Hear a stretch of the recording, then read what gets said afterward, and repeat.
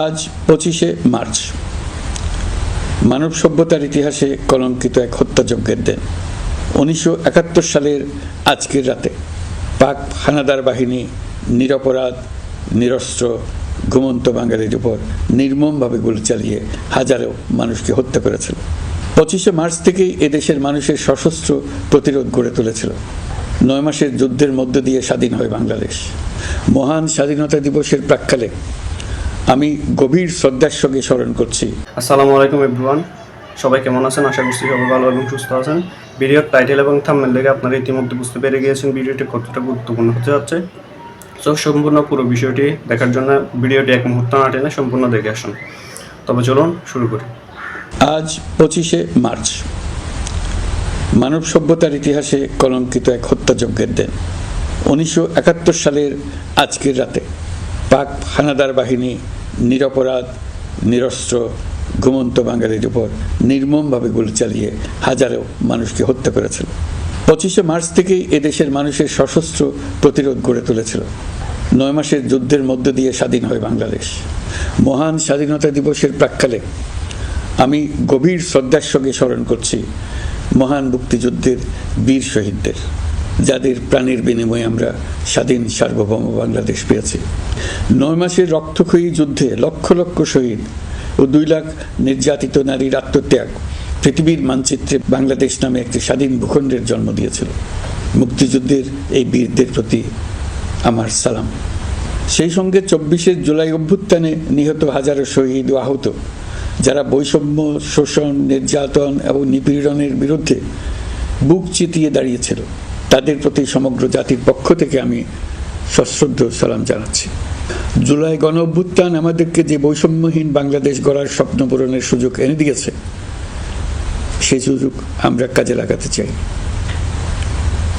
প্রিয় দেশবাসী, পবিত্র মাহে রমজানের সিয়াম সাধনা উপলক্ষে আপনাদের সকলকে আমার আন্তরিক মোবারকবাদ জানাচ্ছি। সেই সঙ্গে সকলকে জানাই পবিত্র ঈদ উল ফিতরের অগ্রিম শুভেচ্ছা। ঈদ মুবারক। এবারের ঈদ স্মরণীয়ভাবে আনন্দদায়ক হোক, এই কামনা করছি। বর্তমান সরকার দায়িত্ব গ্রহণের পর থেকেই দ্রব্যমূল্য নিয়ন্ত্রণে জোর ব্যবস্থা নিয়েছে। রমজান ও ঈদে বড় চ্যালেঞ্জ ছিল জিনিসপত্রের দামের লাগাম টেনে ধরা, বিদ্যুৎ সরবরাহ নিশ্চিত করা। এই রমজানে যাতে কোনো পণ্যের দাম বেড়ে না যায় এবং বিদ্যুৎ সরবরাহ যেন বিঘ্নিত না হয়, সেই জন্য আমরা সর্বোচ্চ চেষ্টা করেছি। রমজান মাস জুড়ে সরবরাহ চেনের প্রতিবন্ধকতা কঠোরভাবে প্রতিহত করতে সব ধরনের ব্যবস্থা আমরা নিয়েছি। দেশের সকল জায়গা থেকে খবর এসছে যে এই রমজানের দ্রব্যমূল্য আগের তুলনায় কমেছে, জনগণ স্বস্তি পেয়েছে। দাম নিয়ন্ত্রণে এই প্রচেষ্টা চলমান থাকবে। প্রিয় দেশবাসী, গত 16 বছরে শেখ হাসিনা যে ভয়াবহ লুটপাট কায়েম করেছিল, আপনারা সেটার ভুক্তভোগী ছিলেন। ছাত্র জনতার অভ্যুত্থানের মুখে তারা পালিয়ে যাবার সময় এক লণ্ডভণ্ড অর্থনীতি ঢেকে গেছে। এই পরিস্থিতিতে দায়িত্ব নেবার পর অর্থনীতি পুনরুদ্ধারের জন্য অন্তর্বর্তী সরকার নানা উদ্যোগ নিয়েছে। ব্যাংকিং খাতে শৃঙ্খলা ফিরেছে। ক্রমান্বয়ে অর্থনীতির অপরাপর সুযোগগুলো ইতিবাচক ধারায় ফিরতে শুরু করেছে। এই সরকারের সবচেয়ে বড় চ্যালেঞ্জ মূল্যস্ফীতি। ফেব্রুয়ারিতে মূল্যস্ফীতি 9.32% নেমে এসছে, যা 22 মাসের মধ্যে সর্বনিম্ন। আগামী জুন মাসের মধ্যে এটি 8%-এর নিচে নেমে আসবে বলে আশা করছি। দেশের ধ্বংসপ্রাপ্ত অর্থনীতিতে স্বস্তি এনে দিয়েছে আমাদের প্রবাসী ভাই বোনেরা।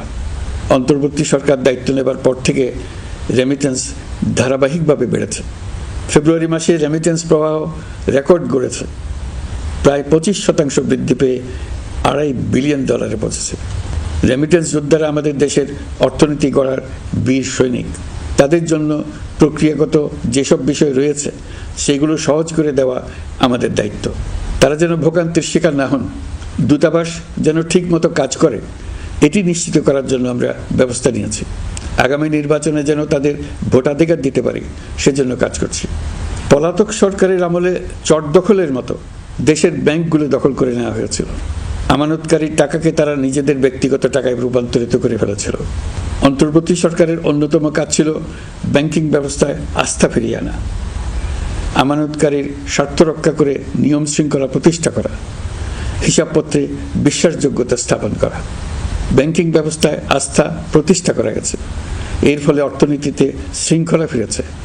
অন্তর্বর্তী সরকারের অর্জনগুলোর মধ্যে এটা ছিল খুবই গুরুত্বপূর্ণ। গত সরকারের লুটপাটের মহোৎসবে গত 15 বছরে $234 বিলিয়ন পাচার হয়েছে। এটা আমরা জানি। কত রকমভাবে পাচার হয়েছে তাও জানার বিষয়। অভিনব এক একটা পদ্ধতি ছিল। পাচারের একটা পদ্ধতি সবাইকে হতভম্ব করে দিয়েছে। এই পাচার হয়েছে বিদেশে অধ্যয়নরত সন্তানের কাছে টাকা পাঠানোর নামে।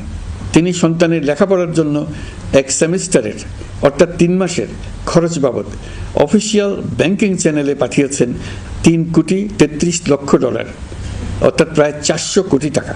পাচারের এর চেয়ে বেশি তাক লাগানো পন্থা আর কি আছে, তার কোনো সীমা আছে বলে আমার মনে হয় না। আইন, নিয়ম, নীতির জায়গায় যখন হরিলুট প্রতিষ্ঠিত হয় তখন এমন সব কিছুই সম্ভব। এই অর্থ পাচারকারীদের দ্রুত আইনের আওতায় নিয়ে আসার লক্ষ্যে ইতিমধ্যে আন্তর্জাতিক তৎপরতা জোরদার করা হয়েছে। প্রিয় দেশবাসী, অন্তর্বর্তী সরকার পৃথিবীর বিভিন্ন দেশের শীর্ষস্থানীয় বিনিয়োগকারীদের সঙ্গে নিয়মিত বৈঠক করে যাচ্ছে। তারা বাংলাদেশের বর্তমান ব্যবস্থায় বিনিয়োগের বিষয়ে খুবই আগ্রহী। আশা করছি দ্রুততম সময়ে দেশের নতুন নতুন বিদেশি বিনিয়োগ আপনারা দেখতে পাবেন। সরকার দায়িত্ব নেওয়ার পর থেকে দেশে রপ্তানি 13% বেড়েছে। জানুয়ারিতে 7% কন্টেইনার হ্যান্ডলিং বেড়েছে। বাংলাদেশ বিনিয়োগ উন্নয়ন কর্তৃপক্ষ ইতোমধ্যে লাইসেন্সিং রিকোয়ারমেন্টস, প্রত্যাবাসন আইন সহ বিনিয়োগকারীদের যে সাধারণ সমস্যাগুলো রয়েছে সেগুলো সমাধানে কাজ শুরু করেছে। বাংলাদেশ বিনিয়োগ উন্নয়ন কর্তৃপক্ষ আগামী মাসে ঢাকায় 4 দিন ব্যাপী আন্তর্জাতিক বিনিয়োগ সম্মেলন করছে। বিশ্ববিখ্যাত অনেক বিনিয়োগকারী এতে অংশ নেবেন। ইতিমধ্যে DP World, Singapore PSA, AP Moller Maersk কয়েক বিলিয়ন ডলারের বিনিয়োগের প্রস্তাব করেছে। অন্তর্বর্তী সরকার দায়িত্ব গ্রহণের পর থেকেই স্বতঃস্ফূর্তভাবে পৃথিবীর সকল সরকার আমাদের প্রতি বন্ধুত্বের হাত বাড়িয়ে দিয়েছে। এটা শুরু হয়েছিল গত সেপ্টেম্বরে জাতিসংঘের বার্ষিক বৈঠকে। আপনাদের মনে আছে বিশ্বের সরকার প্রধানরা কিভাবে আমাদের সঙ্গে আগ্রহ নিয়ে দেখা করতে এগিয়ে এসছে। তারপর থেকে যে কোনো সম্মেলনে গিয়েছি, দেখেছি আন্তর্জাতিক নেতৃবৃন্দের আগ্রহ কিভাবে ক্রমেই বেড়ে চলেছে। জানুয়ারি মাসে সুইজারল্যান্ডের ডাভোসে গিয়েছিলাম। এই সম্মেলনে 47টি পৃথক ইভেন্টে আমার অংশগ্রহণ করতে হয়েছে। বিভিন্ন দেশের সরকার প্রধান, মন্ত্রী, বিশ্ব বাণিজ্যের নায়করা, জাতিসংঘের মহাসচিব, জাতিসংঘের বিভিন্ন সংস্থার প্রধানদের সঙ্গে বৈঠক করেছে। তারা আমাদের পাশে থাকার জন্য আন্তরিক আগ্রহ প্রকাশ করেছেন। সম্প্রতি আমি সংযুক্ত আরব আমিরাতে গিয়েছিলাম। তারা বিগত সরকারের সময় আমাদের ভিসা বন্ধ করে দিয়েছিল। আমরা সেই দেশের ভিসার দরজা খোলার চেষ্টা চালিয়ে যাচ্ছি। তারা আশ্বাস দিয়েছেন তাদের দিক থেকে সকল আনুষ্ঠানিকতা সম্পন্ন করে ভিসার দরজা উন্মুক্ত করবেন। আমি আশা করছি সেটা দ্রুতই উন্মুক্ত হবে। আমি সংযুক্ত আরব আমিরাতকে আমাদের দেশে শিল্প কারখানা গড়ে তোলার জন্য একটি শিল্পাঞ্চল করার প্রস্তাব দিয়েছি। তারা এই বিষয়ে আগ্রহ জানিয়েছে। শিল্পাঞ্চলে 2টি কাজ দিয়ে তারা শুরু করবে, এই জন্য কথাবার্তা শুরু হয়েছে। প্রথমে মুসলিম বিশ্বে সরবরাহের জন্য একটি হালাল গোশত প্রক্রিয়াজাত করার কারখানা করবে। এরপর মৎস্য প্রক্রিয়াজাতকরণের জন্য কারখানা স্থাপন করবে। তারা আমাদের নতুন সামুদ্রিক বন্দর পরিচালনা করার জন্যও আগ্রহ জানিয়েছে। প্রিয় দেশবাসী, বিশ্ব মানচিত্রে বাংলাদেশকে অনন্য উচ্চতায় নিয়ে যাওয়া আমাদের অন্যতম লক্ষ্য।